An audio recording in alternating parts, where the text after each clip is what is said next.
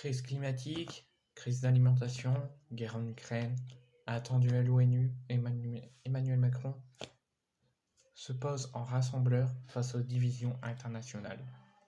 Plus de 150 chefs d'État se rassemblent aujourd'hui à New York, aux États-Unis, pour la 77e Assemblée générale des Nations unies.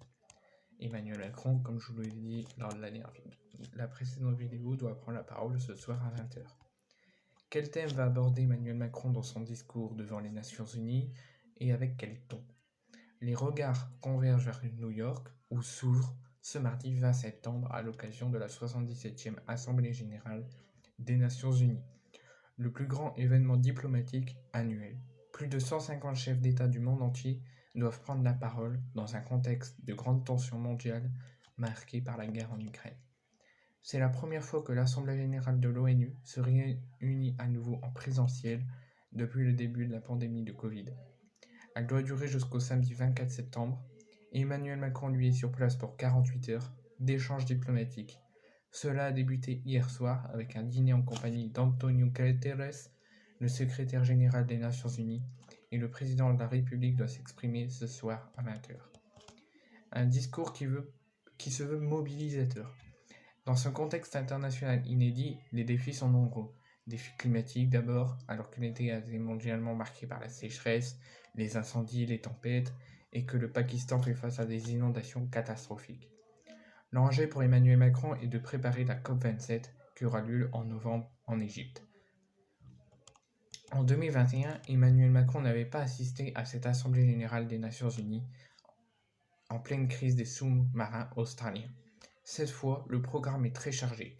Sécurité alimentaire, accord sur le nucléaire iranien, Fonds mondial pour la lutte contre le sida, et bien sûr au centre des débats, le conflit entre Kiev et Moscou.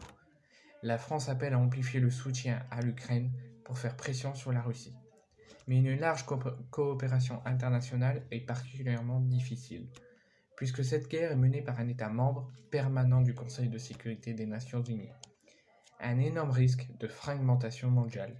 La guerre en Ukraine a relevé de nombreux rapports de force. En clair, il y a l'idée d'une opposition de l'Ouest contre le reste du monde.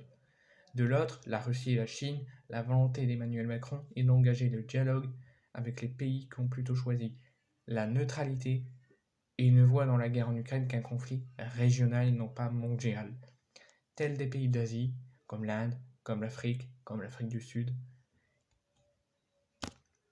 Donc voici ce que dit l'Élysée. Il ne s'agit pas de leur demander de choisir leur camp, mais de s'assurer que la guerre ne coûte pas aux pays les plus vulnérables. Limiter les conséquences diplomatiques, alimentaires, énergétiques, alors que le Chinois Xi Jinping et Vladimir Poutine sont les deux grands absents de ce rendez-vous. Ambiance lourde, dont Zelensky, qui s'exprimera lui aussi, par contre demain à distance en vidéo.